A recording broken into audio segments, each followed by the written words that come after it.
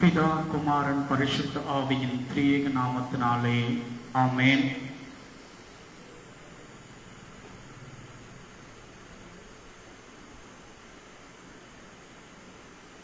கர்த்தருடைய வார்த்தைகளை கேட்கும்படியாய் நாம் கூடி வந்திருக்கிறோம். ஜெபம் செய்வோம்.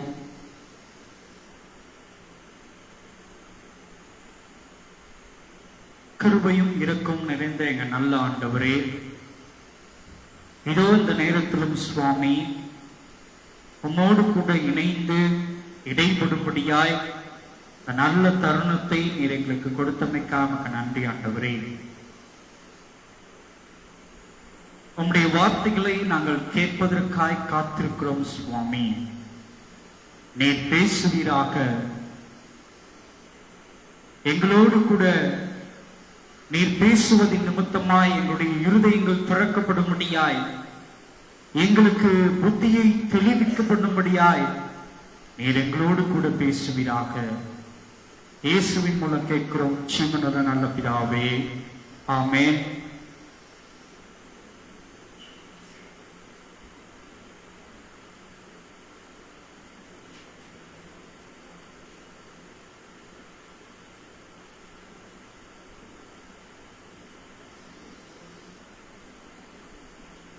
ஆண்டவரும் உலக இரட்சகருமாகிய இயேசு கிறிஸ்துவின் இனிதான நாமத்தினாலே கர்த்தருடைய வார்த்தைகளை கேட்கும்படியாய் இங்கு கூடி வந்திருக்கிறதான உங்கள் யாவருக்கும் எனது அன்பின் வாழ்த்துதலை தெரிவித்துக் கொள்கிறேன்.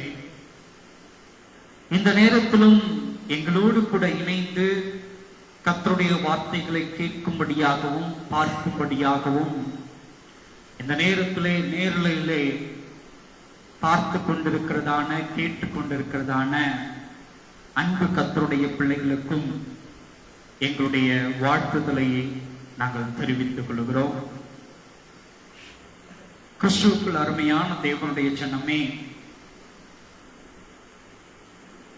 அநேகர் கர்த்தருடைய வார்த்தைகளை நீங்கள் கேட்கிறீர்கள். எங்களுடைய GSM 07 டிவி என்கிறதான யூடியூப் சேனலில் இருந்து நீங்கள் பார்க்கிறீர்கள். உங்களுடைய வாழ்க்கையில் பிரயோஜனமாய் இருக்கிறது என்பதன் நிமித்தமாக செய்தியின் வாயிலாக எங்களுக்கு தெரியப்படுத்துகிறீர்கள். மிக்க மகிழ்ச்சி, நன்றி. அதே போன்று நீங்கள் பார்ப்பதோடு கூட நிறுத்திவிடாமல் இந்த செய்திகளை எல்லாவற்றையும் நீங்கள் அநேகருக்கு பகிர்ந்து கொண்டீர்களானால் எப்படி உங்களுடைய வாழ்க்கையிலேயும் அது பிரயோஜனம் உள்ளதாய் இந்த செய்திகள் காணப்பட்டதோ அநேகருக்கும் அவண்ணமாகவே பிரயோஜனம் உள்ளதாய் இருக்கும் என்பதை நான் விசுவாசிக்கிறவனாய் காணப்படுகிறேன்.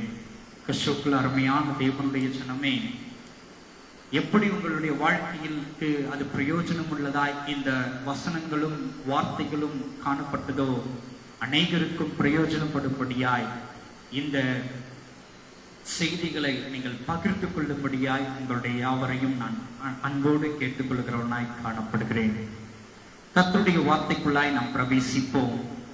இன்றைக்கு நாம் தியானிக்கும்படியாய் தெரிந்து கொள்ளப்பட்டதான வேத பகுதி 1 ராஜாக்களின் புஸ்தகம் 18ஆம் அதிகாரம் 21ஆம் வசனத்திலிருந்து நாம் தியானிக்கிறவர்களாய் காணப்படுவோம். 1 ராஜாக்களின் புஸ்தகம் 18ஆம் அதிகாரம் வசனம் 21. நாம் இன்றைக்கு தியானிக்கப்படும்படியாய்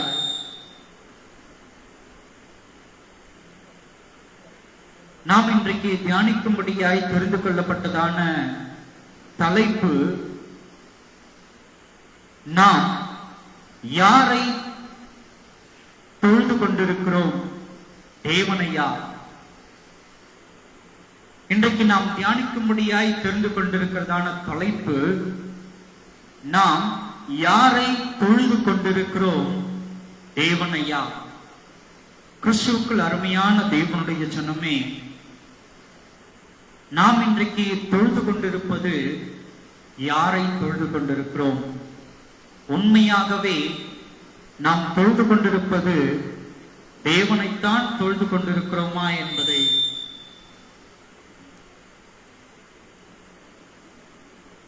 தேவனைத்தான் நாம் தொழுது கொண்டிருக்கிறோமா என்பதை குறித்து நாம் தியானிக்கிறவர்களாய் காணப்படுவோம். வாசிக்க கேட்போம். அப்பொழுது எலியா சகல ஜனத்தொண்டைக்கும் வந்து, நீங்கள் எந்த மட்டும் 2 நினைவுகளால் குந்தி குந்தி நடப்பீர்கள், கர்த்தர் தெய்வமானால் அவரை பின்பற்றுங்கள், பாகால் தெய்வமானால் அவனை பின்பற்றுங்கள் என்றான். ஜனங்கள் பிரதியுத்தரமாக அவனுக்கு ஒன்றும் சொல்லவில்லை. கிறிஸ்துவுக்குள் அருமையான தேவனுடைய ஜனமே, இங்கே சொல்லப்பட்டிருக்கிறதான வேத வாக்கியங்கள், சம்பவங்கள், இன்றைக்கு இதை பார்த்து கொண்டிருக்கிறதான, கேட்டுக் கொண்டிருக்கிறதான அனைத்து கிறிஸ்தவர்களுக்கும் நன்றாய் அறியப்பட்டதான ஒரு சம்பவமாய் இச்சம்பவம் காணப்படுகிறது. இஸ்ரவேல் ஜனங்கள் வழிவிலகி போனதின் நிமித்தமாக, அவர்கள் பாகாலை வணங்கி கொண்டிருந்ததின் நிமித்தமாக, அந்த தேசத்தில் கொடிய பஞ்சம் ஏற்பட்டதின் நிமித்தமாக எலியாவினிடத்திலே வருகிறார்கள். எலியாவினிடத்திலே வந்த பொழுது எலியா உச்சரிக்க பண்ணுகிறதான வார்த்தை தான் இவ்வார்த்தை. யாரை பார்த்து? இஸ்ரவேல் ஜனங்களையும் ராஜாவையும் பார்த்து உச்சரிக்க பண்ணுகிறதான வார்த்தை தான் இவ்வார்த்தையாய் காணப்படுகிறது. அவன் என்னவென்று உச்சரிக்க பண்ணுகிறான்? அப்பொழுது எலியா சகல ஜனங்களையும் தன் அண்டைக்கு வந்து, நீங்கள் எந்த மட்டும் 2 நினைவுகளால் குந்தி குந்தி நடப்பீர்கள், கர்த்தர் தெய்வமானால் அவரை பின்பற்றுங்கள், பாகால் தெய்வமானால் அவரை பின்பற்றுங்கள் என்றான். ஜனங்கள் பிரதியுத்தரமாக அவனுக்கு ஒன்றும் சொல்லவில்லை என்று இங்கு வசனம் சொல்லுகிறதாய் காணப்படுகிறது. கிறிஸ்துவுக்குள் அருமையான தேவனுடைய ஜனமே, இதை குறித்து பார்ப்பதற்கு முன்பதாக எலியாவை குறித்து சில காரியங்களை மாத்திரம் நாம் பார்த்துவிட்டு மீண்டுமாய் நாம் இந்த வசனத்துக்குள்ளாய் நாம் வருவோம். இந்த எலியா எப்படிப்பட்டதான ஒரு மனுஷனாய் அவன் காணப்பட்டு கொண்டிருந்தான்? அவன் வாழ்ந்ததான நாட்களிலே தேவனுக்கு கீழ்ப்படிந்த ஒரு மனிதனாய் காணப்பட்டு கொண்டிருந்தான். இந்த எலியா எப்படிப்பட்ட மனுஷன்? கவனிக்கணும். இங்க இந்த எலியா எப்படிப்பட்ட மனுஷன்? தேவனுடைய வார்த்தைக்கு, தேவனுக்கு கீழ்ப்படிந்து அவர் சொல்வதை மாத்திரமே தன்னுடைய வாழ்க்கையிலே கடைபிடிக்கிறவனாகவும், தன்னுடைய வாழ்க்கையிலே அவைகளை மாத்திரம் செய்கிறவனாகவும் தன்னுடைய வாழ்க்கையை அமைத்துக் கொண்டிருந்ததான ஒரு மனுஷன் தான் இந்த எலியா. எப்படிப்பட்ட ஒரு மனுஷன்?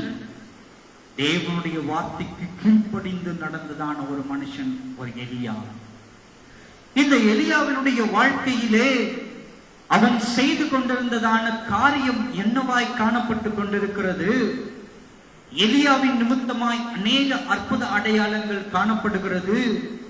எலியா அந்த நாட்களிலே ஒரு தீர்க்கதரிசியாய் காணப்பட்டான் என்று வேதத்தை நாம் வாசிக்கிறது நிமித்தமாகவும் வசனத்தின் நிமித்தமாகவும் நாம் அறிந்து கொள்ளுகிறவர்களாய் காணப்பட்டோம். அது மாத்திரமல்லாமல் அவன் தீர்க்கதரிசி மாத்திரமல்லாமல் இந்த எலியா எப்படிப்பட்டதான ஒரு மனுஷனாய் காணப்படுகிறான்? இயற்கையே தேவனை நிமித்தமாய் கட்டுப்படுத்துகிறவனாய் காணப்படுகிறான். அவன் எப்படிப்பட்டவனாய் காணப்படுத்துகிறான்? தேவனுடைய வார்த்தைகளின் நிமித்தமாய், தேவனுக்கு கீழ்ப்படிந்ததின் நிமித்தமாய் இயற்கையே அவன் கட்டுப்படுத்துகிறவனாய் காணப்படுகிறான். ஒரு பெண் மரித்த பொழுது அந்த பெண்ணை உயிரோடு எழுப்புகிறவனாய் இந்த எலியா காணப்படுகிறான். எதின் நிமித்தமாய்? தேவனுடைய வார்த்தையின் நிமித்தமாய். மரித்து போனதான ஒரு பெண்ணுக்கு ஜீவனை வரப்பண்ணுகிறவனாய் காணப்படுகிறான். அப்படிப்பட்டதான ஒரு வல்லமை மிக்கவனாய் காணப்பட்டான். இந்த வல்லமை யாரிடத்திலே காணப்பட்டது? இயேசுவினிடத்திலே காணப்பட்டதான ஒரு வல்லமை. அது மரித்தவர்களை ஜீவனுடைய செய்வது. இயேசுவினிடத்திலே காணப்பட்டதான அந்த வல்லமையோடு கொண்டிருந்ததான ஒரு எலியா. இவன் எப்படிப்பட்டவன்? அவனுடைய வார்த்தைகளுக்கு இயற்கையே கீழ்ப்படுகிறது என்று நாம் வேதத்திலே வாசிக்கிறோம். இந்த இஸ்ரவேல் ஜனங்களுடைய மீறுதல்களின் நிமித்தமாக, அக்கிரமங்கள் அந்த தேசத்திலே பெருகினதின் நிமித்தமாக அந்த ஜனங்களின் மீது இந்த எலியா கோபப்பட்டு அந்த தேசத்துக்கு பஞ்சம் வரும்படியாய் சில காலங்கள் அவன் என்ன பண்றான்? இந்த தேசத்தின் மீது மழை வரக்கூடாது என்று உத்தரவு பிறப்பிக்கிறவனாய் காணப்படுகிறான். எதற்கு? இயற்கைக்கு அவன் உத்தரவிடுகிறவனாய் காணப்படுகிறான். ஒரு காரியத்தை நன்றாய் அறிந்து கொள்ள வேண்டும். இந்த இயற்கை யாருடைய வல்லமையின் கீழாய் கட்டமைக்கப்பட்டிருக்கிறது? தேவனாகிய கர்த்தருடைய வார்த்தைகளின் கீழாய் கட்டமைக்கப்பட்டதாய் இருக்கிறது இந்த இயற்கை. அப்படிப்பட்டதான இயற்கை எலியாவுக்கு கீழ்ப்படுகிறது என்றால், எலியா தேவனுடைய வார்த்தைக்கு எப்படி கீழ்ப்படிந்திருப்பான் என்று யோசித்து பார்க்கிறவர்களாய் காணப்பட வேண்டும். கிறிஸ்துவுக்குள் அருமையான தேவனுடைய ஜனமே, நான் எதற்காய் இவைகளை எல்லாவற்றையும் நான் உங்களிடத்திலே சுட்டி காட்டுகிறவனாய் காணப்படுகிறேன் என்றால், ஒரு காரியத்தை நினைத்துக் கொள்ள வேண்டும். இந்த இயற்கையே ஒரு மனிதனால் கட்டுப்படுத்தக்கூடியமானால், ஒரு மனிதனுடைய வார்த்தையின் நிமித்தமாய் இயற்கை கட்டுப்படுகிறது என்றால், ஏன் இன்றைக்கு ஊழியம் செய்து கொண்டிருக்கிறதான அத்தனை ஊழியர்களிடத்திலேயும் இந்த வல்லமை காணப்பட முடியவில்லை? என்ன காரணம்?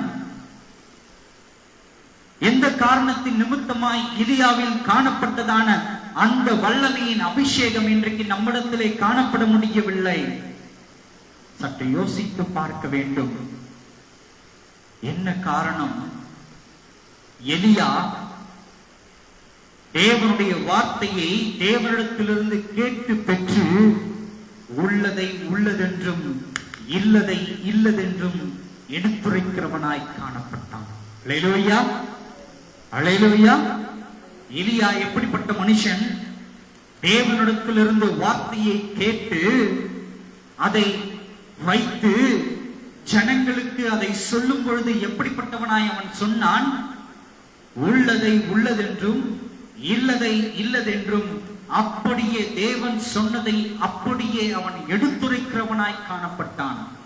கொஞ்ச அளவும் கூட கூட்டாமலும் கொஞ்ச அளவும் கூட குறைக்காமலும் தேவன் எவ்விதமாய் சொன்னாரோ அவ்விதமாக அதனுடைய தன்மைகளும் அதனுடைய மகத்துவங்களும் அதனுடைய கிரியைகளும் கொஞ்சமும் கூட குறையாமலும் கொஞ்சமும் கூட மிகைப்படாமலும் ஜனங்களுக்கு முன்பதாய் எடுத்துரைக்கிறவனாய் அவன் காணப்பட்டபடியினாலே இந்த எலியாவுடைய வார்த்தைக்கு இயற்கை கீழ்ப்படுகிறதாய் காணப்படுகிறது. எலியா எப்படிப்பட்டதான மனுஷன்? உள்ளதை உள்ளதென்றும் இல்லதை இல்லதென்றும் எடுத்துரைக்கிற மனுஷனாய் காணப்படுகிறான். கிறிஸ்துவுக்குள் அருமையான தேவனுடைய ஜனமே, இந்த வசனம் சொல்லுகிறது, எலியா இஸ்ரவேல் ஜனங்களை பார்த்து அவன் கேட்கிறவனாய் காணப்படுகிறான். அவன் என்னவென்று கேட்கிறான்? எது மட்டும் நீங்கள் குந்தி குந்தி நடக்கிறவர்களாய் காணப்படுவீர்கள், இரண்டு இருதயம் உடையவர்களாய். எதுவரைக்கும் உடைய வாழ்க்கையிலே நீ எதுவரைக்கும் குந்தி குந்தி நடக்கிற பிள்ளையாய் காணப்படுவீர்கள் என்று, மனிதர்களாய் காணப்படுவீர்கள் என்று எலியா ஜனங்களை பார்த்து கேட்கிறவனாய் காணப்படுகிறான். கிறிஸ்துவுக்குள் அருமையான தேவனுடைய ஜனமே, இப்படி கேட்கிறதான எலியாவின் இந்த ஆவி இன்றைக்கு எந்த ஊழியரிடத்திலே காணப்படுகிறது? எந்த திருச்சபையின் இடத்திலே காணப்படுகிறது? யோசித்து பாருங்கள். இன்றைக்கு உபதேசங்கள் எல்லாம் எப்படிப்பட்டதான உபதேசங்களாய் காணப்பட்டு கொண்டிருக்கிறது? ஆராதனைகள் எல்லாம் எப்படிப்பட்டதான ஆராதனையாய் காணப்பட்டு கொண்டிருக்கிறது? மனிதர்களை சந்தோஷப்படுத்தும் விதமாக ஆராதனைகளாய் காணப்படுகிறது. உபதேசங்கள் எல்லாம் எப்படிப்பட்டதாய் காணப்படுகிறது? மனிதர்கள் பிரியப்படும்படியான உபதேசங்களாய் தானே இன்றைக்கு இருக்கிற திருச்சபைகளும் இன்றைக்கு இருக்கிறதான ஊழியர்களும் செய்து கொண்டிருக்கிறவர்களாய், பிரசங்கித்துக் கொண்டிருக்கிறவர்களாய் காணப்படுகிறார்கள். யோசித்து பாருங்கள் ஐயா, இன்றைக்கு நாம் யாரை தொழுது கொண்டிருக்கிறோம் என்று. இன்றைக்கு நாம் எந்த தெய்வத்தை நாம் தொழுது கொண்டிருக்கிறோம் என்று யோசித்து பாருங்கள். உங்கள் இருதயத்தில் கை வைத்து உங்களால் சொல்ல முடியுமா, நான் இன்றைக்கு தொழுது கொண்டிருப்பது உண்மையுள்ள, உத்தமமுள்ள, உயிருள்ள, ஜீவனுள்ள தேவனாகிய ஒரே மெய் தேவனைத்தான் நான் தொழுது கொண்டிருக்கிறேன் என்று இன்றைக்கு நம்மில் எத்தனை பேரால் சொல்ல முடியும்? அந்த ஒரே மெய் தேவனைத்தான் நான் பிரசங்கித்துக் கொண்டிருக்கிறேன் என்று இன்றைக்கு நம்மில் எத்தனை உபதேசிகர்களாய் சொல்ல முடியும்? சொல்லுங்கள் ஐயா, எத்தனை உபதேசிகளால், எத்தனை திருச்சபைகளால், எத்தனை ஊழியர்களால், தீர்க்கதரிசி என்று சொல்லிக் கொண்டிருக்கிறவர்களால், எத்தனை பேரால் மெய் தேவனைத்தான் நாங்கள் பிரசங்கித்துக் கொண்டிருக்கிறோம் என்று சொல்ல முடியும்? இன்றைய நாட்களின் பிரசங்கம் எவ்விதமாய் கட்டமைக்கப்பட்டிருக்கிறது? வேதத்தில் காணப்படுகிறதான வார்த்தைகளை எவ்விதமாக நாம் எடுத்துரைத்துக் கொண்டிருக்கிறவர்களாய் காணப்படுகிறோம். அந்த வேதத்தின் வார்த்தைகளை சாராம்சம் மாறாமல், அதன் தன்மைகள் ஒரு பொழுதும் கூடவும் குறையாமல், உள்ளதை உள்ளதென்றும் இல்லதை இல்லதென்றுமாய் இன்றைக்கு இருக்கிறதான போதகர்களாகிய நாம் போதித்துக் கொண்டிருக்கிறோம். எப்படி நாம் போதித்துக் கொண்டிருக்கிறோம்? எலியாவை போன்றா நாம் போதித்துக் கொண்டிருக்கிறோம்? தேவன் தெய்வமானால் தேவனை பின்பற்றுங்கள், அல்லது பாகால் தெய்வமானால் பாகாலை பின்பற்றுங்கள் என்றா நாம் போதித்துக் கொண்டிருக்கிறோம்? இல்லையே. நாம் போதித்துக் கொண்டிருப்பது எவ்விதமாக போதித்துக் கொண்டிருக்கிறோம்? தேவனை பிரியப்படுத்துவதற்கு பதிலாக நம்முடைய போதனைகள் இன்றைக்கு எவ்விதமாய் மாற்றி அமைக்கப்பட்டுக் கொண்டிருக்கிறது, மாற்றி அமைந்து போயிருக்கிறது. ஜனங்களை பிரியப்படுத்தும்படியா, ஜனங்களை பிரியப்படுத்தும்படியா. ஏனையா நாம் ஜனங்களை பிரியப்படுத்த வேண்டும்? எந்த காரியத்துக்காய் நாம் ஜனங்களை பிரியப்படுத்த வேண்டும்? எந்த நோக்கத்துக்காய் ஜனங்களுடைய இருதயங்களை நாம் பிரியப்படுத்துபவர்களாய் காணப்பட வேண்டும்? நம்மை அழைத்தவர் தேவனாகிய கர்த்தர் தானே. இந்த ஊழியத்தை நடத்தும்படியாய் அழைத்தவர் தேவனாகிய கர்த்தர் தானே. அவர் பிரியப்படும்படியாக, அவருடைய இருதயத்தின் ரகசியங்களை வெளியாக்கப்படும்படியாகத்தானே நம்முடைய உபதேசங்கள் காணப்பட வேண்டும். பிறகு ஏன் இன்றைக்கு உபதேசங்கள் மனிதர்களை பிரியப்படுத்தும்படியாய் காணப்பட்டுக் கொண்டிருக்கிறது? ஏனையா, என்ன காரணம் கேட்டா சொல்லுவாங்க, வேத வார்த்தைகளை உள்ளதை உள்ளதென்று போதித்தால் யாருமே திருச்சபைக்கு வரமாட்டார்கள். அவர்கள் திருச்சபைக்கு வர வேண்டுமானால் சிறிது நயம் காட்டுகிறபடி அதனுடைய தன்மையை சிற்று கூட்டியோ குறைத்தோ நாம் பிரசங்கித்தால் மட்டும்தான் திருச்சபைக்கு வருவார்கள் என்று இன்றைக்கு அநேக திருச்சபை நடத்துகிறதான போதகர்கள் சொல்லுகிறவர்களாய் காணப்படுகிறார்கள். வருத்தம் அளிக்கக்கூடியதாய் இருக்கிறது இந்த வார்த்தை. மிகவும் வருத்தம் அளிக்கக்கூடியதாய் இருக்கிறது இந்த வார்த்தை. வசனம் சொல்லுகிறது, ஆண்டவராகிய இயேசு கிறிஸ்து சொல்லுகிறார், என்னுடைய வார்த்தையை நீங்கள் கூட்டவோ குறைக்கவோ ஒரு பொழுதும் கூடாது என்று அறிவித்திருக்கிறவராய் காணப்படுகிறார். அவர் திருவசனத்திலே, வேதத்திலே இவ்விதமாக அறிவித்திருந்தும் நீங்கள் அந்த வார்த்தைகளை கூட்டினாலும் குறைத்தாலும் எப்படி தேவனுக்கு தான் ஊழியம் செய்கிறவர்கள் என்று உங்களால் சொல்லிக் கொண்டிருக்க முடியும்? யோசித்து பாருங்கள். நான் சொல்லுகிறேன், நீங்கள் தேவனை தொழுது கொள்வதற்கு பதிலாக, தேவனுடைய நாமத்தை உயர்த்துவதற்கு பதிலாக, தேவனுடைய தொழுது கொள்ளுதலை ஜனங்களை வழிநடத்துவதற்கு பதிலாக திசை மாறி, திசை திருப்பி ஜனங்களை வேறு திசையாய் பாதாளத்துக்கு நேராய் கொண்டு போகிறீர்கள் என்பதை குறித்து நான் சொல்லிக் கொண்டிருக்கிறேன். இதுதான் உண்மை. இன்றைய காலத்தில் காணப்பட்டுக் கொண்டிருக்கிறதான கிறிஸ்துவத்தினுடைய நிலை இதுவாகத்தான் காணப்பட்டுக் கொண்டிருக்கிறது. இன்றைய கிறிஸ்துவத்தினுடைய நிலை எவ்விதமாய் காணப்படுகிறது? ஜனங்களை நயங்காட்டுவதிலேயே குறிக்கோளாய் இன்றைக்கு இருக்கிறதான பிரசங்கியார்கள் காணப்படுகிறார்கள். எதற்கு? உலகத்தின் ஆதாயங்களுக்காய். உலகத்தின் ஆதாயங்களுக்காய். சுவிசேஷம் தேவைதான், இல்லை என்று நான் சொல்லவில்லை. ஆனால் அந்த சுவிசேஷத்தையும் கடந்து கர்த்தருடைய வருகையின் நாட்களுக்காக ஆயத்தப்பட வேண்டியதான கட்டாயத்துக்குள்ளாய் நாம் ஆளாக்கப்பட்டிருக்கிறோமே. இதை எப்பொழுது செய்ய போகிறீர்கள்? ஜனங்களை சுவிசேஷத்தின் நிமித்தமாய் திருச்சபைக்கு கொண்டு வர வேண்டியது கட்டாயமாக்கப்பட்டது. நீங்கள் உலகம் எங்கும் போய் என்னுடைய சுவிசேஷத்தை அறிவியுங்கள் என்று ஆண்டவராகிய இயேசு கிறிஸ்து சொன்னார். இல்லை என்று சொல்லவில்லை, மறுக்கவும் இல்லை. அந்த ஜனங்கள் திருச்சபைக்குள்ளே பிரவேசித்த உடனே அவர்களுக்கு வேதத்தில் உள்ளதான வசனத்தின் தன்மைகளையும் மகத்துவங்களையும் நாம் எப்படி எடுத்துரைக்கிறவர்களாய் காணப்பட்டிருக்க வேண்டும், உள்ளதை உள்ளதென்றும் இல்லதை இல்லதென்றும் அதனுடைய தன்மைகள் மாறாமல் அப்படியே நாம் கொடுக்கிறவர்களாகத்தானே காணப்பட்டு இருக்க வேண்டும். நான் ஒரே ஒரு காரியத்தை கேட்கிறேன். இன்றைக்கு நம்மில் எத்தனை பேருக்கு கிறிஸ்தவன் என்று சொல்லிக் கொண்டிருக்கிறதான எத்தனை பேருக்கு இந்த வேதத்தில் உள்ளதான வசனங்களுடைய தன்மைகள் அப்படியே தெரியும் என்று நான் உங்களை பார்த்து கேட்கிறேன். அதன் தன்மைகளையே மாற்றினவர்களாகத்தானே நாம் இன்றைக்கு போதித்துக் கொண்டிருக்கிறவர்களாய் காணப்படுகிறோம். நயங்காட்டுதல், நயங்காட்டுதல். ஒரு சமாதானத்தை குறித்து ஒரு வசனத்தை நாம் பிரசங்கிப்போமானால், ஆண்டவராகிய இயேசு கிறிஸ்து எதற்காக இந்த உலகத்துக்கு வந்து நான் உங்களுக்கு சமாதானத்தை கொடுக்க வந்தேன் என்று சொன்னார் என்பதை குறித்து பிரசங்கிக்கிறதுக்கு பதிலாக, பிரசங்கிப்பதற்கு மாறாக இன்றைக்கு அந்த சமாதானத்தை குறித்து நாம் எப்படி பிரசங்கித்துக் கொண்டிருக்கிறோம்? உலகத்தின் சமாதானத்தை குறித்து நாம் பிரசங்கித்துக் கொண்டிருக்கிறோம்.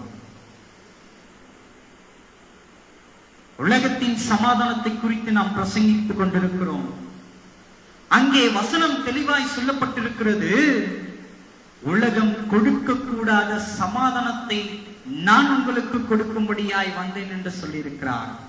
அப்படியானால் இப்பிரபஞ்சத்தின் நிமித்தமாய் நமக்கு கிடைக்க மாட்டாத ஒரு சமாதானத்தை தேவனாகிய கர்த்தர் தருவார் என்றால் அது எங்கே? நித்திய ராஜ்யத்தில் மட்டும்தான்.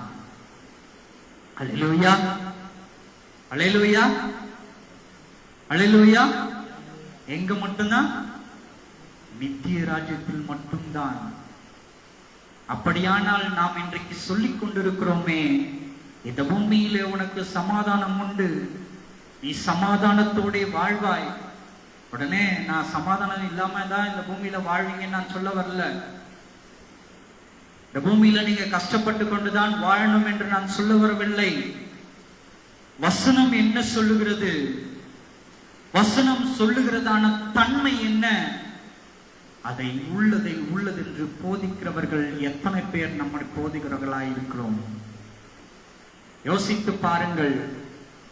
இந்த எலியா ஒரு துணிச்சல் மிகுந்தவனாய் இருந்தபடியினால் தான் ராஜாக்கு முன்பதாய் நின்று கொண்டு ராஜாவினிடத்திலே உச்சரிக்கிறவனாக காணப்படுகிறான். எவ்விதமாக? எது மட்டும் நீங்கள் குந்தி குந்தி இரண்டு நினைவுகளால் நடந்து கொண்டிருப்பீர்கள் என்று. இன்றைக்கு நம்மில் எத்தனை பேர் ஜனங்களை பார்த்து கேட்க முடியும், எது மட்டும் நீங்கள் குந்தி குந்தி நடக்க போகிறீர்கள் என்று? முடியுமா? முடியுமா?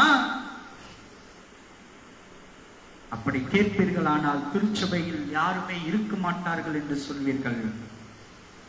நான் சொல்லுகிறேன், ஒருவனை நயங்காட்டி அவனுக்கு உலகத்தின் ஆசீர்வாதங்களை குறித்து மாத்திரம் போதித்து, உலகத்தின் காரியங்களை மாத்திரம் இந்த வசனங்களை பொறுக்கி பொறுக்கி தேடி தேடி அவனுக்கு போதித்து, இதை காட்டிலும் மேலான, இதை காட்டிலும் பிரதானமான, இதை காட்டிலும் மிகவும் நேர்த்தியான ஒரு பொக்கிஷத்தை பெற்றுக்கொள்ள முடியாதபடிக்கு அவனை அகல பாதாளத்தில் தள்ளுண்டு பண்ணுவதை காட்டிலும்,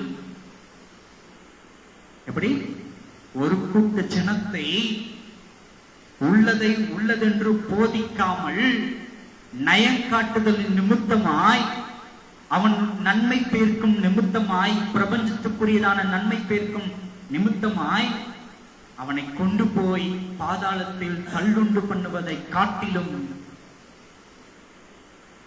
ஜனக்கூட்டத்தை சேர்க்காமல் ஒரே ஒரு ஆத்துமாவை நீங்கள் ரட்சிப்புக்குள்ளாய் நடத்தி நீங்களும் சரி ரட்சிப்படைந்து நித்திய ராஜ்யத்தில் பிரவேசிக்கும் பொழுது அந்த ஒரு ஆத்மாவோடு நீங்கள் உள்ளே பிரவேசிப்பவர்களானால் நீங்கள் தான் உண்மையாய் ஊழியம் செய்தவர்களாய் காணப்படுவீர்கள்.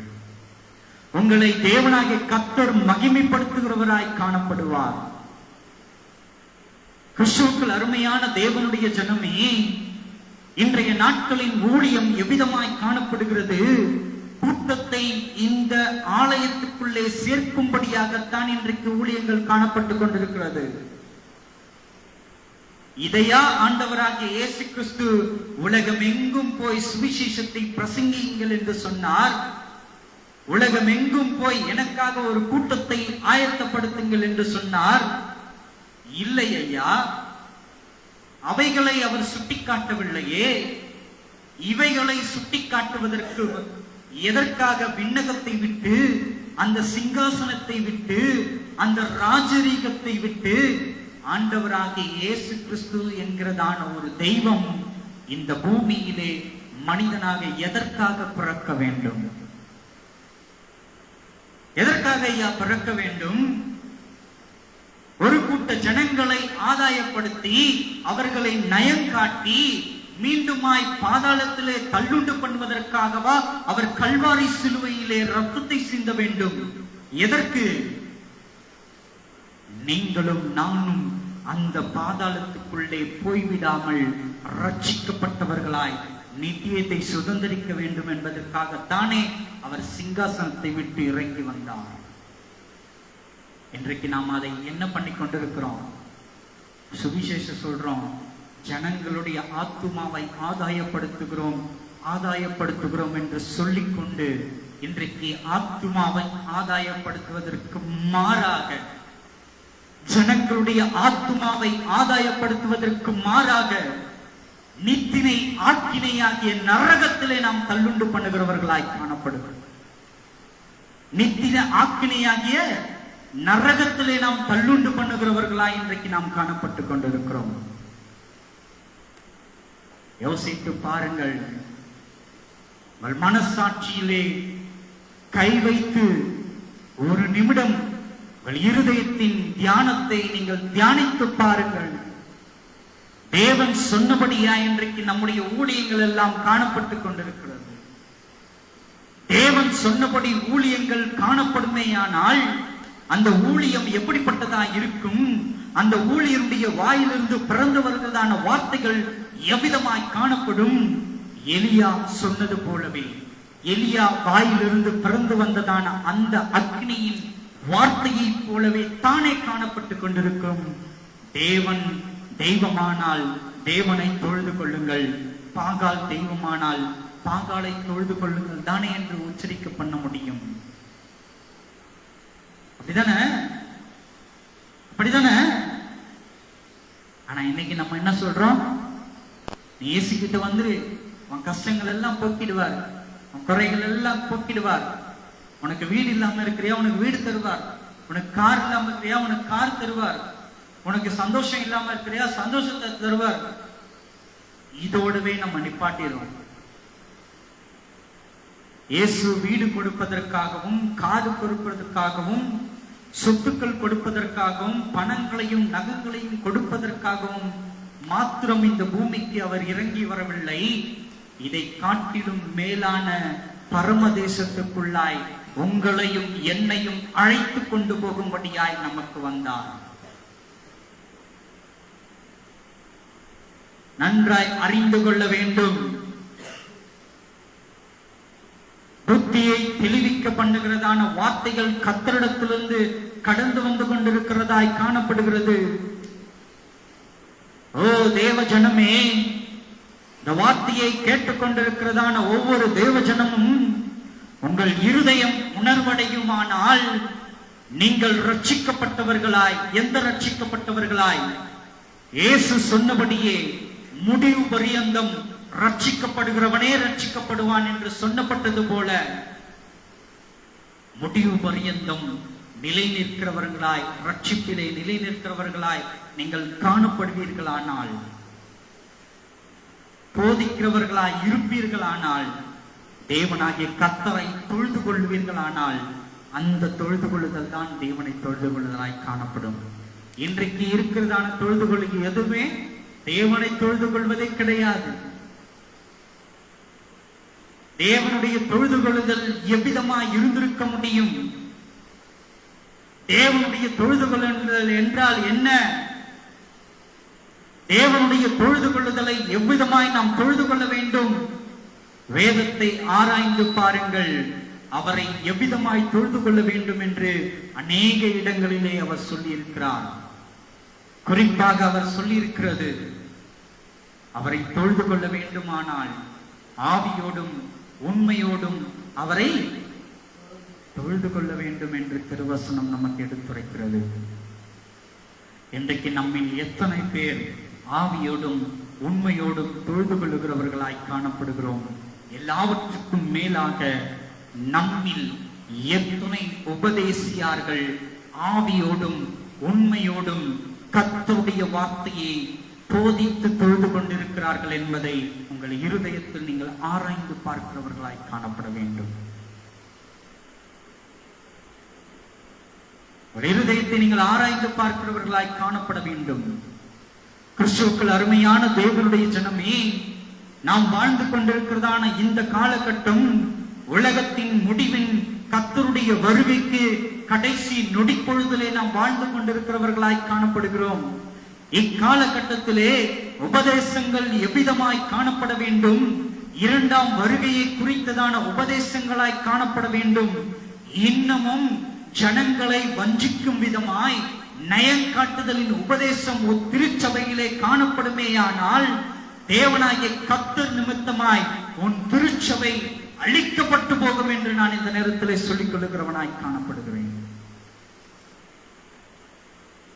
ஜாக்கிரதை, ஜாக்கிரதை. எருசலேமிலே ஒரு காலகட்டம் வரைக்கும் அநேக விக்கிரகங்கள் காணப்பட்டது.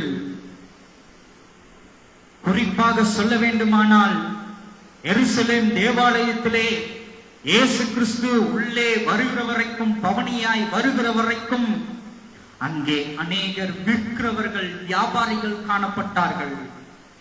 இன்றைக்கும் இருக்கிறதான கிறிஸ்துவின் திருச்சபைகள் விற்கிறதான வியாபாரிகள் கூட்டமாகத்தான் இன்றைக்கு காணப்பட்டு கொண்டிருக்கிறது. ஜாக்கிரதை. எப்படி எருசலேம் தேவாலயத்தில் புறா விற்கிறவர்கள் காணப்பட்டார்களோ, அதே விதமாய் இன்றைக்கு இருக்கிறதான திருச்சபையிலே அநேக புறாக்களை வித்துக் கொண்டிருக்கிறார்கள். நான் உலகபூர்வமான புறாக்களை குறித்து நான் பேசவில்லை.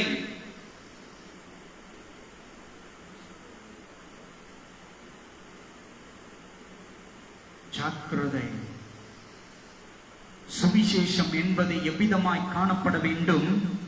ஜனங்களை திருச்சபைக்குள்ளாய் அழைத்து கொண்டு வந்து அந்த திருச்சபையிலே அவர்கள் அமரும் பொழுது தேவனுடைய வார்த்தைகள் எவ்விதமாய் இருக்கிறது என்பதை அவர்களுக்கு உள்ளதை உள்ளதென்றும் இல்லதை இல்லதென்றும் போதிக்கிறவனாய் காணப்பட வேண்டும். போறவன் போட்டோம், இருக்கிற ஒரு ஆத்துமாவை காப்பாத்து. இயேசு கிறிஸ்துவால் தான் கேட்கிறாரு. இயேசுவினிடத்திலே ஜனங்கள் நன்மையை பெற்றுக் கொள்ளும்படியாய் வந்தார்கள். ஏறக்குறைய புருஷர்கள் மாத்திரம் 5000 பேர் அப்பம் புசித்தார்கள் என்று நாம் வேதத்திலே வாசிக்கிறோம்.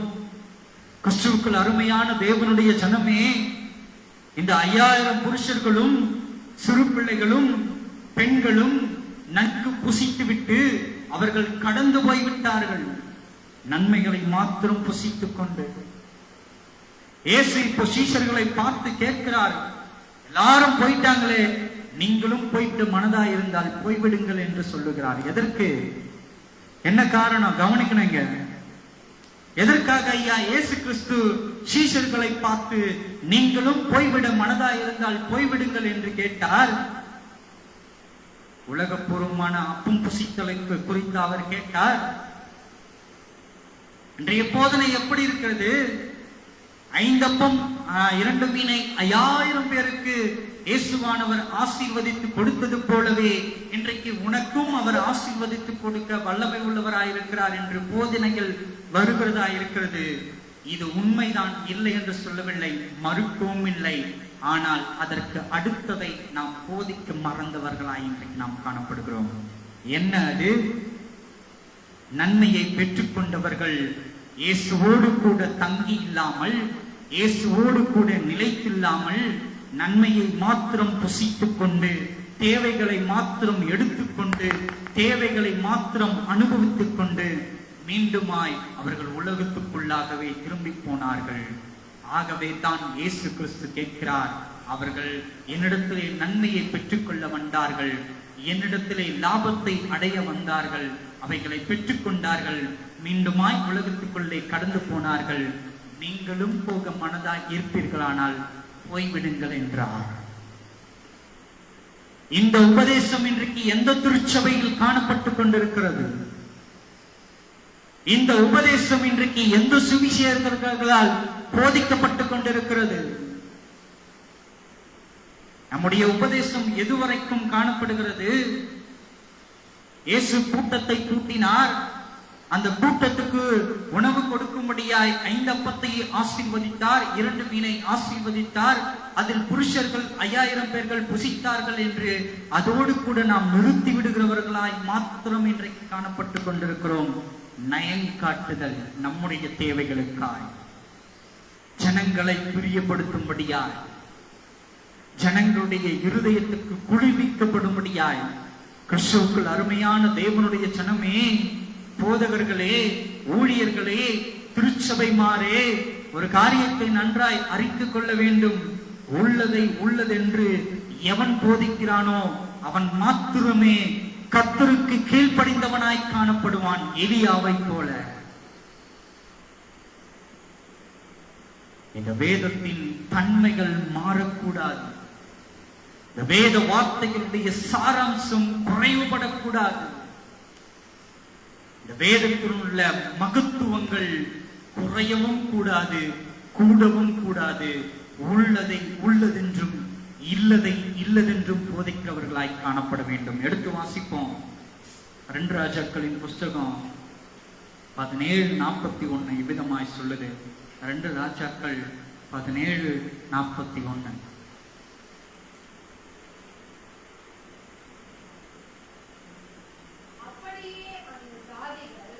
அப்படியே அந்த ஜாதிகள் கர்த்தருக்கு பயந்தும்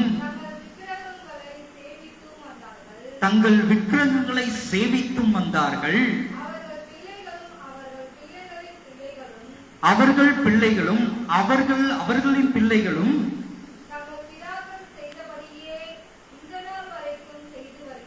நிறுத்தி நிதானமா படிங்க.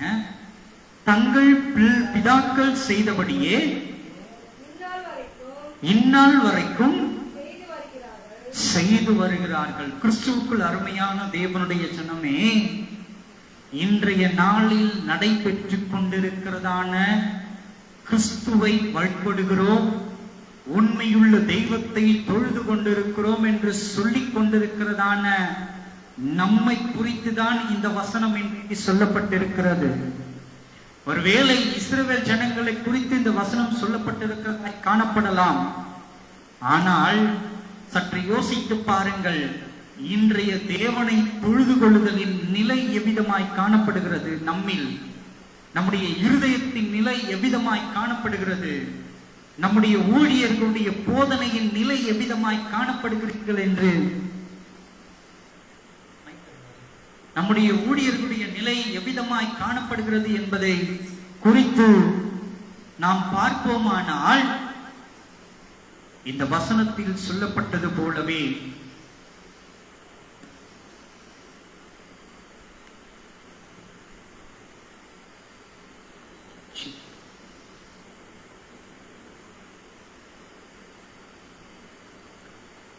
இந்த வசனத்தில் சொல்லப்பட்டது போலவே இன்றைக்கு இருக்கிறதான தேவனை தொழுது கொள்ளுதலும் அவ்விதமாகவே தான் காணப்பட்டுக் கொண்டிருக்கிறது. எப்படி? அப்பொழுது அந்த ஜாதிகள் கர்த்தருக்கு பயந்து தங்கள் விக்கிரகங்களை சேவிக்கிறதும்,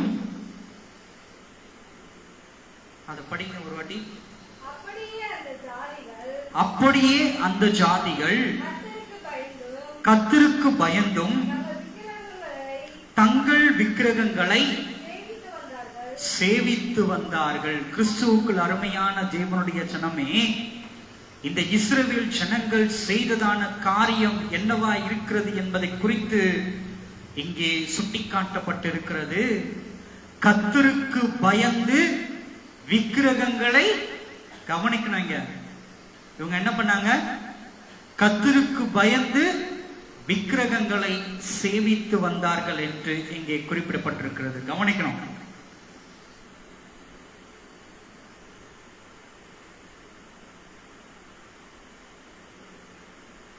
இன்றைக்கு நம்முடைய தொழுது கொள்ளுதல் எவ்விதமாய் காணப்படுகிறது? நாம் தேவனை தொழுது கொண்டிருக்கிறோம் என்கிறதான பிரசங்கத்தின் தன்மை எவ்விதமாய் காணப்படுகிறது? தேவனை குறித்ததான உபதேசம் எவ்விதமாய் காணப்படுகிறது? இந்த வசனத்தில் சொல்வது போலவே கர்த்தருக்கு பயந்து விக்கிரகங்களை தொழுது கொண்டிருந்தார்கள் என்பதை போலவே தான் இன்றைக்குதான உபதேசங்கள்.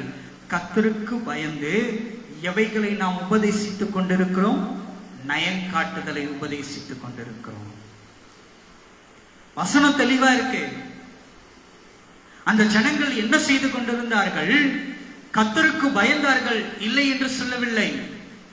ஆனால் கர்த்தருக்கு பயந்ததோடு மாத்திரம் விட்டுவிடாமல் இன்னொரு காரியத்தையும் அவர்கள் செய்து கொண்டிருந்தார்கள். என்னது? விக்கிரகங்களை வணங்கிக் கொண்டிருந்தார்கள், விக்கிரகங்களை தொழுது கொண்டிருந்தார்கள். இன்றைக்கு இருக்கிறதான கிறிஸ்தவத்தினுடைய நிலை இவ்விதமாய்தான் காணப்பட்டு கொண்டிருக்கிறது. இன்றைக்கு இருக்கிறதான அத்துணை திருச்சபைகளுடைய நிலையும் இவ்விதமாகத்தான் காணப்பட்டு கொண்டிருக்கிறது. இன்றைக்கு இருக்கிறதான அத்துணை ஊழியர்கள், உபதேசியார்கள், தீர்க்கதரிசிகளுடைய நிலையும் இதே நிலையில் தான் காணப்பட்டு கொண்டிருக்கிறது. எவ்விதமாக? கர்த்தருக்கு பயந்து. கர்த்தருக்கு பயப்படுறாங்க இல்லைன்னு நான் சொல்ல. அவர்களுடைய உபதேசம் கர்த்தரை தொழுது கொள்ளில் தான் இருக்கிறது என்று சொல்லுகிறார்கள், போதிக்கிறார்கள், இல்லை என்று சொல்லவில்லை. ஆனால் அதனுடைய தன்மை எவ்விதமாய் காணப்படுகிறது? விக்கிரகத்துக்கு நேராய் திருப்புகிறவர்களாய் தான் அந்த தன்மை காணப்படுகிறது. அதான உண்மை. இயேசு கிறிஸ்துவை பற்றி தான்ப்பா நம்ம சுவிசேஷம் சொல்றோம், இல்லைன்னு சொல்ல.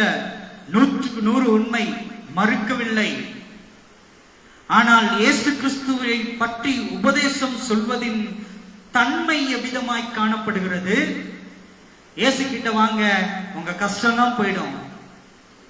இயேசு கிட்ட வாங்க, உங்களுக்கு வீடு தருவார். இயேசு கிட்ட வாங்க, உங்களுக்கு நகை தருவார், பணம் தருவார், காரு தருவார். தன்மை மாறி போனது. விக்கிரகங்களை தொழுது கொண்டிருந்தார்கள். கர்த்தருக்கு பயந்து விக்கிரகங்களை தொழுது கொண்டிருந்தார்கள். இன்றைய கிறிஸ்தவத்தின் நிலையும் இதே நிலையில் தான் காணப்பட்டு கொண்டிருக்கிறது. கர்த்தருக்கு பயப்படுகிறோம் என்கிறதான பெயரிலே நயங்காட்டுதலின் உபதேசம் கடந்து வந்து கொண்டிருக்கிறது. ஜாக்கிரதை. வாசிப்போம். 32 வாசிங்க. அதே அதிகாரம் 32.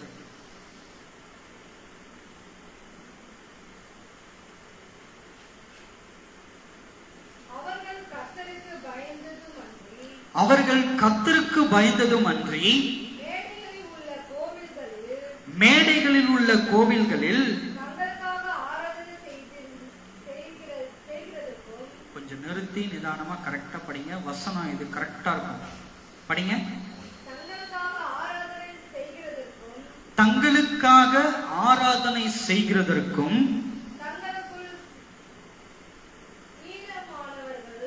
தங்களுக்குள் ஈனமானவர்களை ஆசாரியர்களாகவும் ஏற்படுத்தினார்கள். போதும், கொஞ்சம் வெயிட் பண்ணுங்க. கிறிஸ்துவுக்குள் அருமையான தேவனுடைய ஜனமே,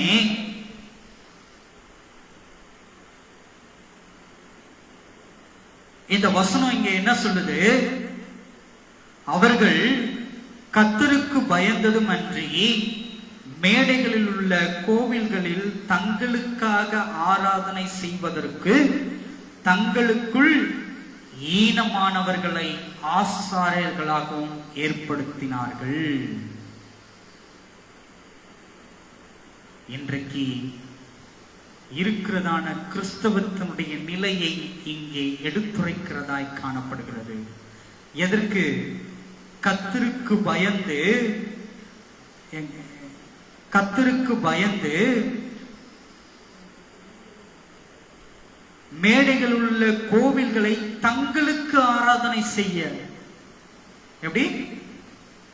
மேடைகளில் உள்ள கோவில்களில் தங்களுக்கு ஆராதனை செய்ய தங்களுக்கு விருப்பமானபடி ஆசாரியர்களை நியமித்தார்கள் என்று இங்கே சொல்லப்பட்டிருக்கிறது. ஆசாரியர்கள் எங்கே இருக்கிறவன்? தேவனுடைய ஆலயத்தில் நிற்கிறவனாகிய ஆசாரியன். இந்த ஆசாரியனை எப்படிப்பட்டவர்களாய் இன்றைக்கு இருக்கிற ஜனக்கூட்டம் தேர்ந்தெடுக்கிறது? மேடைகளில் இருக்கிறதான விக்கிரகங்களுக்கு ஆராதனை செய்யும்படியாய். கிறிஸ்துவுக்குள் அருமையான தேவனுடைய ஜனமே, போதகர்களே, சுவிசேஷகர்களே, தீர்க்கதரிசிகளே, நன்றாய் அறிந்து கொள்ளுங்கள். கர்த்தரிடத்திலிருந்து வார்த்தை இப்பொழுது உங்களுக்கு நேராய் கடந்து வந்து கொண்டிருக்கிறது. நீங்கள் சொல்வது என்ன? உள்ளதை உள்ளபடி போதித்தால் இந்த ஜனங்கள் அவைகளை கிரகித்துக் கொள்ள மாட்டார்கள், ஏற்றுக்கொள்ள மாட்டார்கள், திருச்சபைகளுக்குள்ளே அமர்ந்து உபதேசத்தை கேட்க மாட்டார்கள் என்று நீங்கள் சொல்லிக் கொண்டிருக்கிறீர்கள். இங்கே வசனம் சொல்லுகிறது, நீங்கள் அவர்களை அமர பண்ணவில்லை, அவர்கள் தான் இன்றைக்கு உங்களை நியமிக்கப்பட்டிருக்கிறார்கள். எப்படியா இன்றைக்கு திருச்சபை இருக்குது? நீங்கள் அவர்களை அழைத்து அமர்ந்திருக்க செய்யவில்லை, அவர்களுக்கு எந்த ஆசாரியன் தேவை என்பதை அவர்கள் தான் நியமித்து இங்கே வந்து அமர்ந்திருக்கிறவர்களாய் காணப்படுகிறார்கள். அப்படியானால் எந்த ஆசாரியன் உள்ளதை உள்ளதென்று போதிக்காமல் நயங்காட்டுதலின் உபதேசத்தை போதித்துக் கொண்டிருக்கிறானோ, எந்த உபதேசம் கர்த்தருக்கு பிரியமில்லாத உபதேசமாய் இருக்கிறதோ அந்த இடத்தில் தான் கூட்டம் இன்றைக்கு சேருகிறதாய் காணப்படுகிறது. நன்றாய் அறிந்து கொள்ளுங்கள். அந்த உபதேசத்தை தான் விரும்புகிறதாய் காணப்படுகிறது. அப்படிப்பட்டதான ஆசாரியன் தான் மிகவும் கைத்தேர்ந்ததான ஆசாரியன். அப்படிப்பட்டதான ஆசாரியன் தான் மிகவும் வல்லமை படைத்ததான ஆசாரியன். அப்படிப்பட்டதான ஆசாரியன் தான் மிகவும் ஜனக்கூட்டத்தை வைத்திருக்கிறதான ஆசாரியன் என்று இன்றைக்கு ஜனங்கள் சொல்லிக் கொண்டிருக்கிறவர்களாய் காணப்படுகிறார்கள். உண்மைதானே? உண்மைதானே ஐயா?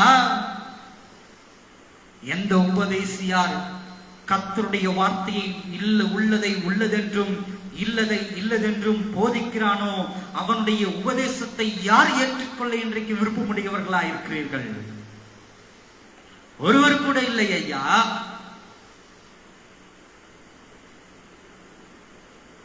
ஒருவர் கூட இல்லை. எந்த காலகட்டத்தில் இருந்தார்கள்? இன்றைக்கு அனைவரும் எதை விரும்பிக் கொண்டிருக்கிறீர்கள்? நயங்காட்டுதலின் ஆசாரியன் யார்? நடனத்தின் நிமித்தமாய் நயங்காட்டுதலின் ஆசாரியன் யார்? பாடலின் நிமித்தமாய் நயங்காட்டுதலின் ஆசாரியன் யார்? யூடியூப் என்கிறதான வலைத்தளத்திலே அதிகமான வியூஸ் போகிறதான ஆசாரியன் யார்? யூடியூப் வலைத்தளத்திலே அதிகமாக பின்பற்றுகிறதான ஆசாரியன் யார் என்றுதானே இன்றைக்கு ஜனங்களும் திருச்சபை மக்களும் சுவிசேஷங்களும் ஊழியர்களும் பார்க்கிற கண்ணோட்டம் அவ்விதமாகத்தான் இன்றைக்கு காணப்பட்டு கொண்டிருக்கிறது.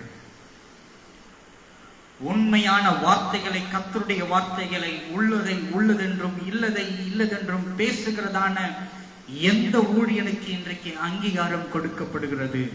ஒருவனுக்கும் கிடையாது. வெட்கக்கேடு.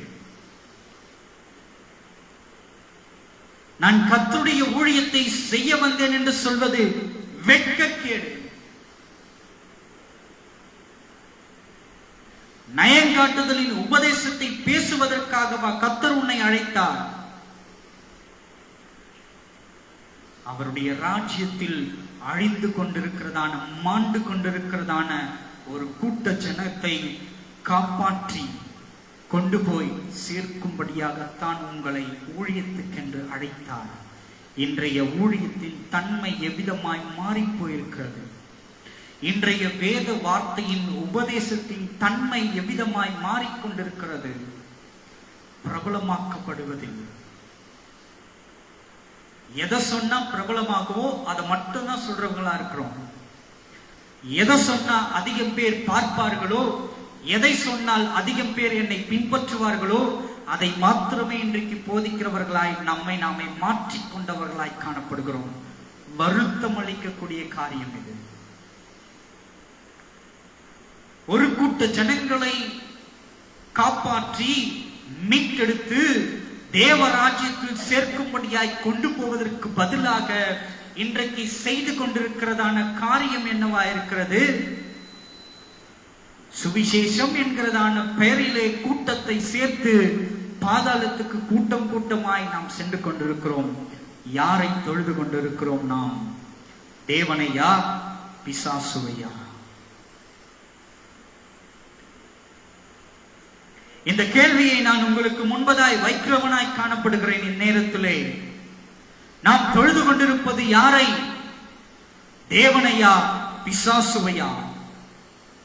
நாம் தேவனை தொழுது கொண்டிருப்போமானால் இந்த வேதத்தில் சொல்லப்பட்டிருக்கிறதான கற்பனைகளை அத்தனையும் கடைபிடிக்கிறவர்களாய் நாம் காணப்பட வேண்டும் அல்லவா? அப்படிதானே? எங்கே வந்தது இந்த நயங்காட்டுதலின் உபதேசம்? எங்கே உள்ளே நுழைக்கப்பட்டது இந்த நயங்காட்டுதலின் உபதேசம்?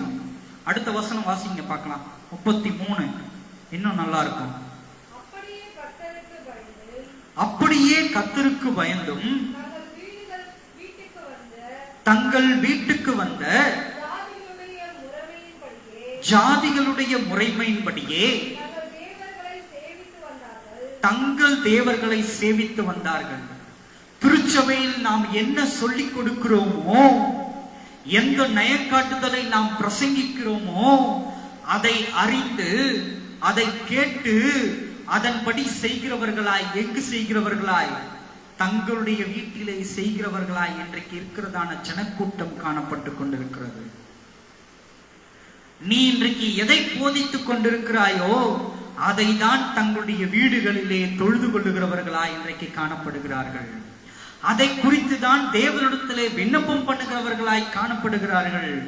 ஐயா, மாண்டு போய் கொண்டிருக்கிறதான ஜனக்கூட்டத்துக்காய் இன்றைக்கு நம்மில் எத்தனை சுவிசேஷமார்கள், எத்தனை தீர்க்கதரிசிகள், எத்தனை உபதேசியார்கள் முழங்காலில் நிற்கிறவர்களாய் காணப்படுகிறோம்.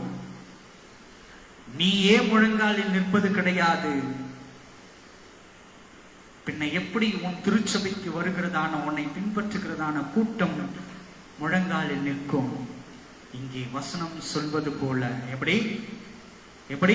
அப்படியே கர்த்தருக்கு பயந்து தங்கள் வீட்டுக்கு வந்து ஜாதிகளுடைய முறைமையின்படியே தங்கள் தேவர்களை சேவித்தார்கள். இன்றைக்கு யாரை சேவித்துக் கொண்டிருக்கிறீர்கள்? தேவனையா, பிசாசுவையா? பிசாசு சொல்றான், இயேசுவ ஒரு ஒப்பரைக்கு மேல கூட்டின்னு போயிட்டு உலகத்தை ஃபுல்லா சுத்தி காட்டுறான். பார், இவைகளை எல்லாவற்றையும் நான் உனக்கு கொடுக்கிறேன், என்னை பணிந்து கொள்வாயானால் உனக்கு இது கிடைக்கப்படும் என்று இயேசுவை பார்த்தவன் சொல்லுகிறான். இன்றைக்கு உபதேசம் இதுதான்.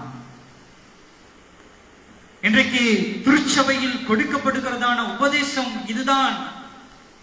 இந்த உலகத்தின் ராஜ்யத்தை சுட்டி பார்க்கும்படியாய் சொல்லுகிறார்கள். இந்த உலகத்தின் நன்மைகளை சுட்டி பார்க்கும்படியாய் காண்பிக்கப்படுகிறது. இந்த உலகத்தின் மாயையின் சந்தோஷத்தை பார்க்கும்படியாய் காண்பிக்கப்படுகிறது. இன்றைய நாளின் உபதேசம் பிசாசு அன்றைக்கு இயேசுவினிடத்தில் கொடுக்கப்பட்டதான அதே உபதேசம் இந்த உபதேசத்தை கேட்டு மழுங்கடிக்கப்பட்டவர்களாய் நீங்கள் கைக்கொள்வீர்களானால் நீங்கள் என்ன பண்ணுவீர்கள்? எப்படிப்பட்டவர்களாய் இருப்பீர்கள்? பிசாசுவுக்கு கீழ்ப்படிந்தவர்களாய், பிசாசுவை தொழுது கொண்டிருக்கிறவர்களாய். நீங்க நினைப்பீங்க தேவனுக்கு பயப்படுறோம், தேவனுக்கு கீழ்ப்படுகிறோம் தான். வசனம் தான் சொல்லுது. அவங்க என்ன பண்ணாங்க? 33ல இந்த நாட்களில் அப்படியே கர்த்தருக்கு பயந்து தங்கள் வீட்டுக்கு வந்து ஜாதிகளுடைய முறைமையின்படியே. கர்த்தருக்கு தான் பயந்தாங்க. அவங்க நினைச்சிட்டு இருந்தாங்க நான் கர்த்தருக்கு தான் பயப்படுறேன்ட்டு. ஆனா செய்து கொண்டிருந்ததான வேலை என்ன? தங்களுடைய ஜாதிகளின் முறைமையின்படியே,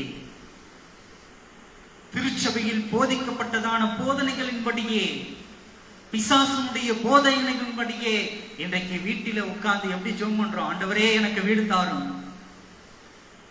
தேசத்தை குறித்துதான ஒரு பாரம் இல்லை, அழிந்து போகிறதான ஜனத்தை குறித்து ஒரு பாரம் இல்லை. ஏனென்றால் உபதேசியாளர்கள் அவ்விதமாய் இல்லை. உபதேசத்தின் தன்மை மாறி போய்விட்டது.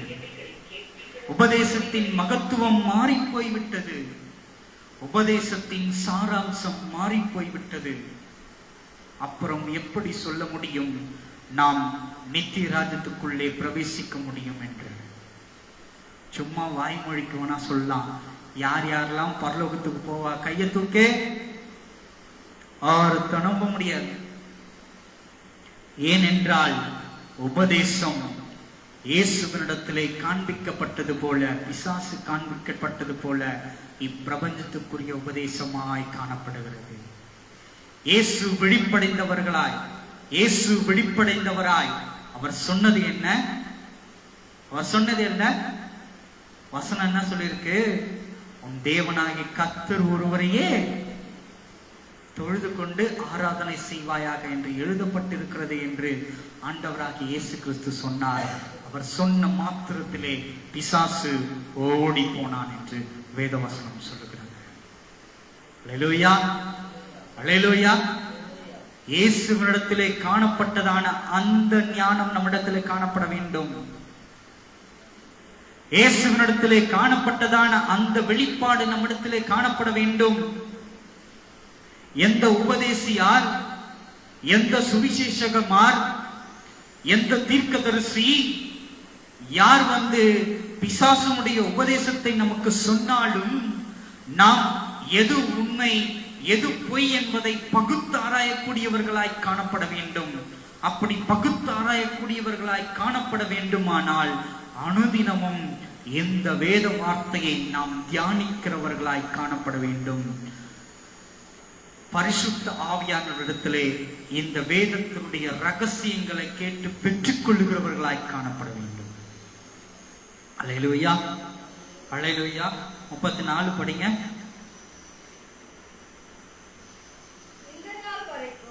இந்த நாள் வரைக்கும் அவர்கள் தங்கள் முந்தின முறைமையின்படியே செய்து வருகிறார்கள். அவர்கள் கர்த்தருக்கு பயந்து நடக்கிறதும் இல்லை. தங்கள் சுய திட்டங்கள் முறைமையின்படியாகிலும் கர்த்தர் இஸ்ரவேல் என்று பெயரிட்ட யாக்கோபின் புத்திரருக்கு கற்பித்த நியாய பிரமாணத்திற்கும் கற்பனைக்கும் ஒத்தபடியாகிலும் செய்திருக்கிறதும் இல்லை. வசனம் இங்க தெளிவா இருக்குது. இன்றைய நாளை தொழுது கொள்ளுதல் எவ்விதமாய் காணப்படுகிறது? இங்கே கீழ்ப்பகுதியிலே சொல்லப்பட்டது போல இஸ்ரவேல் என்று பெயரிட்ட யாக்கோபின் புத்திரருக்கு கற்பித்த நியாய பிரமாணத்திற்கும் கற்பனைக்கும் ஒத்தபடியாகிலும் செய்கிறதும் இல்லை. இன்றைய உபதேசத்தின் தன்மைகளை கேட்டு உணர்ந்து கொண்டிருக்கிறதான ஜனமே, இன்றைக்கு நீ கர்த்தரை தொழுது கொள்ளவில்லை, கர்த்தருடைய நியாய பிரமாணத்தை நீ கடைபிடிக்கவில்லை, கர்த்தருடைய பிரமாணத்துக்கு நீ கைப்பட்டவனாய் உட்பட்டவனாய் நீ என்ன பண்ணல? காணப்படவில்லை. ஜாக்கிரதை. போதிக்கிறவனுக்கும் இதே நிலைதான். போதகத்தை கேட்டு வழிமாறி போகிறவனுக்கும் இதே நிலைதான். எந்த நிலை? பாதாளம்.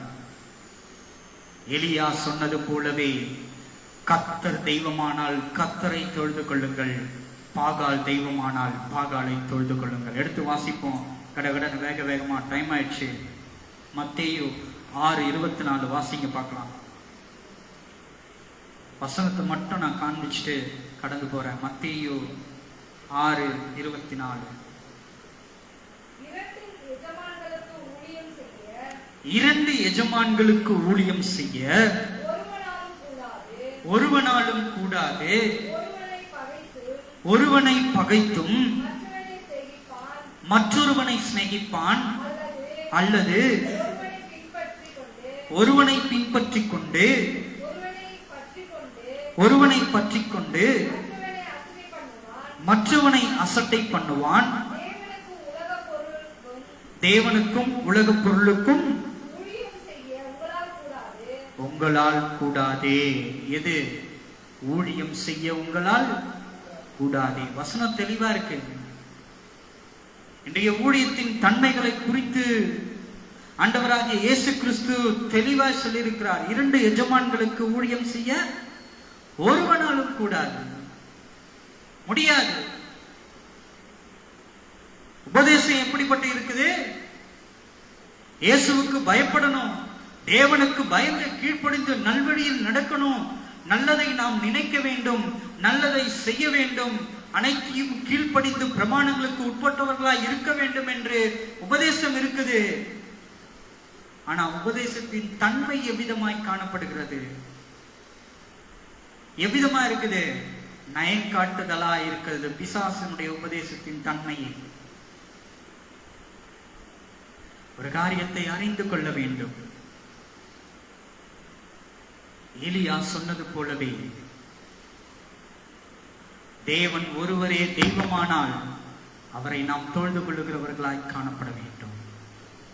அவரை நாம் தொழுது கொண்டிருப்போமானால் அவருடைய கற்பனைகளுக்கு நாம் கீழ்ப்படிந்தவர்களாய் காணப்பட முடியும்.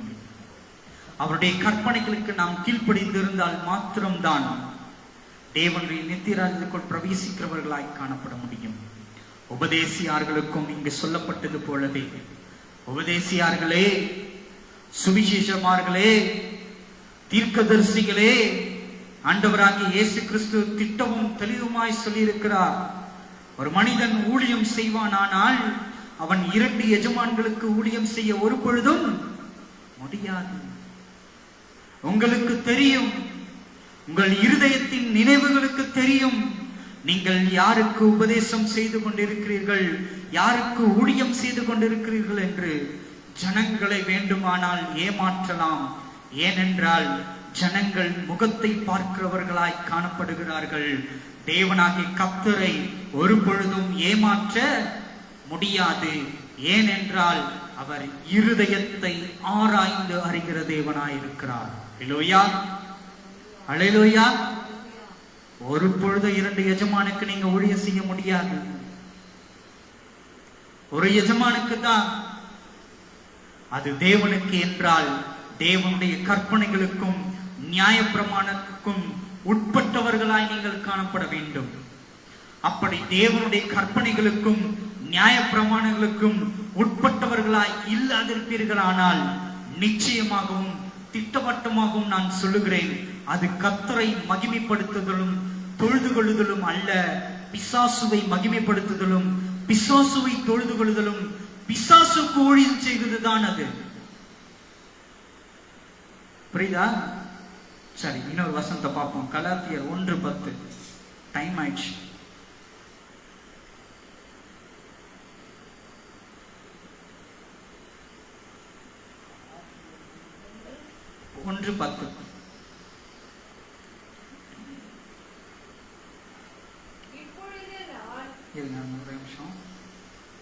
படிங்க. இப்பொழுது நான் மனுஷரையா தேவனையா யாரை நாடி போகிறேன்? யாரை நாடி போதிக்கிறேன்?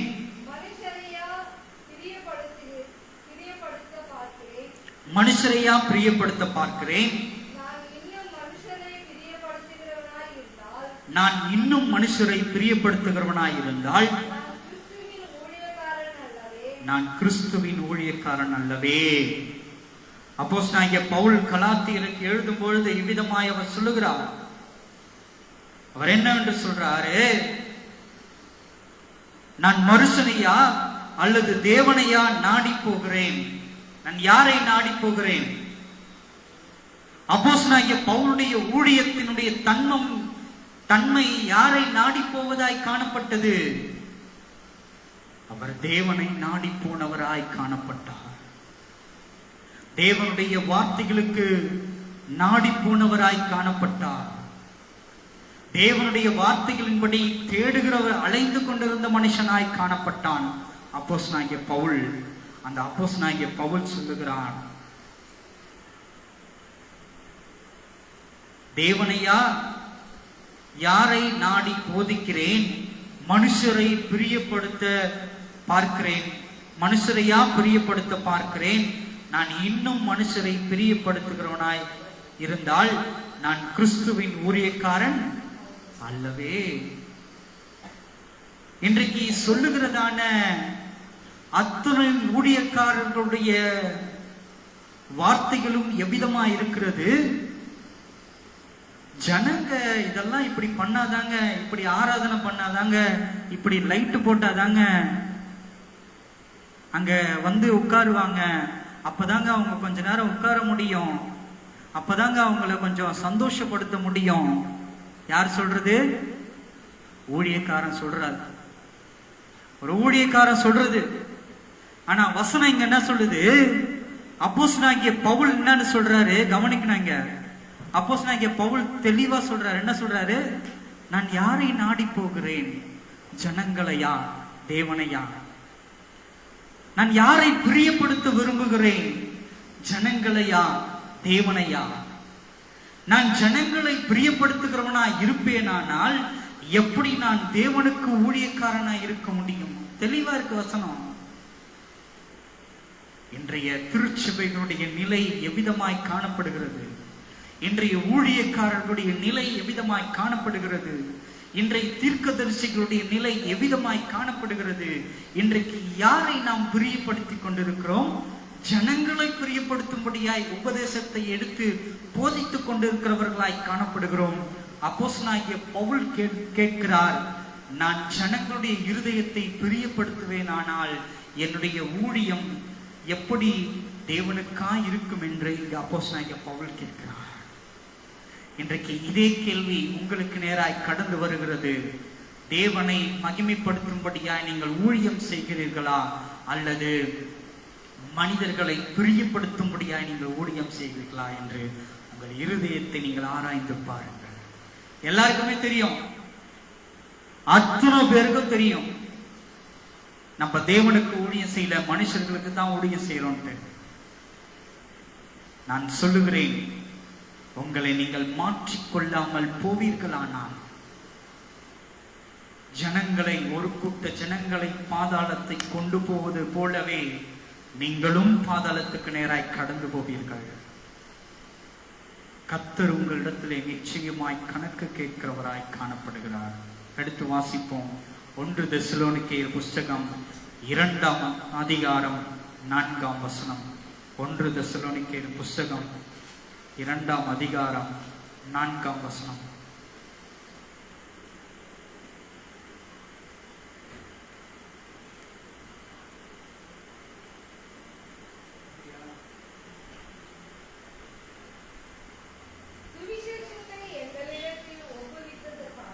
சுவிசேஷத்தை எங்களிடத்தில் ஒப்புவித்ததற்காய்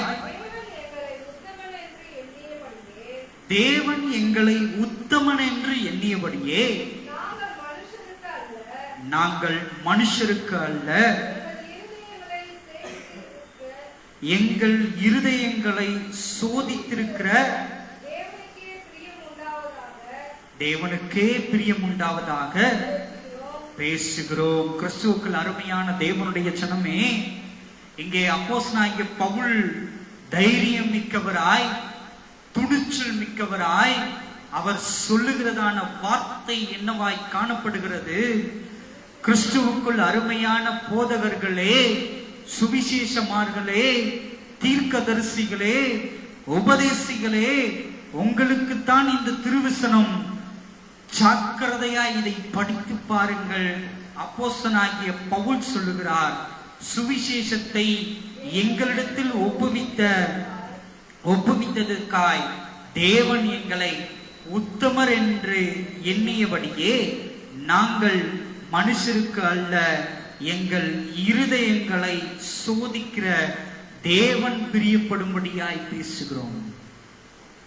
அப்போஸ்தலனாகிய பவுல் சொன்னபடி இன்னைக்கு எத்தனை உபதேசியார்கள் இந்த வசனத்தை தைரியமாய் தங்களுடைய உள்ளத்தின் ஆழத்திலிருந்து சொல்ல முடியும்? நான் கேட்கிறேன். உங்கள் அத்தனை பேரையும் நான் பார்த்து கேட்கிறேன். அப்போஸ்தலனாகிய பவுல் சொன்னதின்படி நான் மனிதரை பிரியப்படுத்தும்படியா ஊழியம் செய்கிறேன்.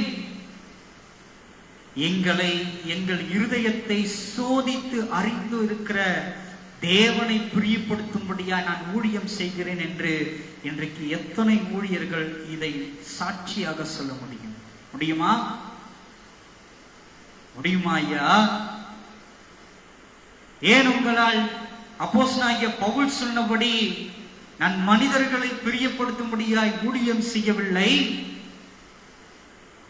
என்னை சோதித்து அறிகிறதான தேவனை பிரியப்படுத்தும்படியாய் நான் பேசுகிறேன் என்று எப்படி உங்களால் சொல்ல முடியும்? இருதயத்தை ஆராய்ந்து பாருங்கள். இவ்வளவு நாட்களும் நீங்கள் தவறான வழிக்குள்ளாய், பாதைக்குள்ளாய் ஜனங்களை அழைத்து கொண்டு போய் கொண்டிருக்கிறீர்கள். அதுதான் உண்மை. ஜனங்களுக்கு மாத்திரம் மனமாற்றம் அடைய வேண்டியது கட்டாயமாய் அல்ல. ஜனங்களோடு சேர்த்து இன்றைக்கு இருக்கிறதான ஊழியர்களுக்கும், உபதேசியார்களுக்கும், போதகர்களுக்கும், தீர்க்கதரிசிகளுக்கும் மனமாற்றம் அடைய வேண்டியது கட்டாயமாய் இருக்கிறது. ஏன்? எதற்காக? எலியாவின் ஆவி இன்றைக்கு இருக்கிறதான ஒவ்வொரு ஊழியரிடத்திலேயும் காணப்பட வேண்டும். இந்த ஆவி இருந்தால் மாத்திரம்தான் ஒரு கூட்ட ஜனத்தை தேவன் எதிர்பார்த்தபடி நித்திய ராஜ்யத்தில் பிரவேசிப்பதற்கு ஆதாயப்படுத்த கூட்ட ஜனங்களாய் அந்த ஜனங்கள் காணப்பட முடியும். ஒருவேளை நயங்காட்டுதலின் உபதேசம் உங்களிடத்திலே இன்னும் இருக்குமானால், இந்த வார்த்தைகளை கேட்டும் உங்களிடத்திலே நிர்விசாரணம் காணப்படுமே ஆனால், நிச்சயமாய் நான் சொல்லுகிறேன், இந்த வார்த்தையை கேட்கிறதான அத்தனை பேரிடத்திலேயும் தேவனாகிய கர்த்தர் நிச்சயமாய் கணக்கு கேட்பார்.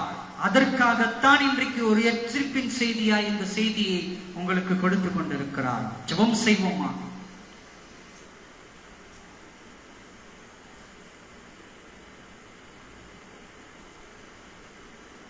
கிறிஸ்துவுக்குள் அருமையான தேவனுடைய ஜனமே, இன்றைக்கு இருக்கிறதான உபதேசத்தினுடைய தன்மை எவ்விதமாய் காணப்படுகிறது? உங்கள் இருதயத்தை நீங்கள் ஆராய்ந்து பாருங்கள். போதகர்களே, ஊழியக்காரரே, தீர்க்கதரிசியே, உபதேசியாரே, நான் உங்களை குற்றப்படுத்தும்படியாய் பேசவில்லை. தேவன் சொன்னதை உள்ளதை உள்ளதென்றும் இல்லதை இல்லதென்றும் எடுத்துரைக்கிறவனாய் இந்த நேரத்திலே உங்களிடத்தில் நான் எடுத்துரைத்துக் கொண்டிருக்கிறேன். நிச்சயமாய் நான் சொல்லுகிறேன், இந்த வார்த்தைகளை யார் யாரெல்லாம் நீங்கள் கேட்கிறீர்களோ அவர்களிடத்திலே நீங்கள் மனமாற்றம் அடைவீர்களானால் தேவ மகிமை எலியாவில் காணப்பட்டது போலவே உங்களிடத்திலேயும் காணப்படும் என்று நான் ஆணித்தனமாய் எடுத்துரைக்கிறவனாய் காணப்படுவேன். ஒருவேளை இந்த எச்சரிப்பின் வார்த்தையை கேட்டும் இது நமக்கானது அல்ல, என்னை பார்ப்பீர்களானால் இவன் சொல்வது எனக்கானது அல்ல என்று ஒரு நிர்விசாரணத்தின் நிமித்தமாய் நீங்கள் பாதாளத்தில் தள்ளப்படுவீர்கள். அதற்கு முன்பதாய் கர்த்தர் கொடுத்ததான ஊழியத்தை குறித்து நிச்சயமாகவும் திட்டவட்டமாகவும் உங்களிடத்தில் அவர் கணக்கு கேட்கிறவராய் காணப்படுவார். அதற்கு முன்பதாக ஒரு எச்சரிப்பின் செய்தி தான் இந்த எச்சரிப்பின் செய்தி. கிறிஸ்துவுக்குள்ள பிரியமான தேவனுடைய ஜனமே, ஒரு இருதயத்தை கர்த்தருடைய பாதபடிகள் நீங்கள் தாழ்த்தி அவரிடத்திலே மன்னிப்பு கேட்பீர்களானால் நிச்சயமாய் உங்களை எடுத்து பயன்படுத்த அவர் வல்லமையுள்ள தேவனாயிருக்கிறார்.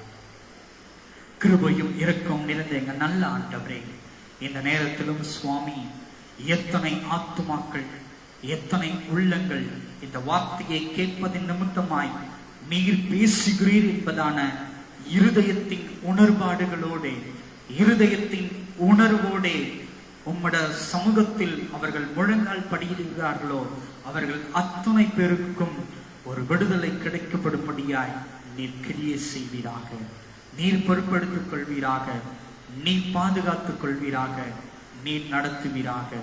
உம்முடைய சித்தத்தின்படியே அனைத்தும் ஆக கடவது. இயேசுவின் மூலம் கேட்கிறோம் ஜீவனுள்ள நல்ல பிதாவே. ஆமென், ஆமென்.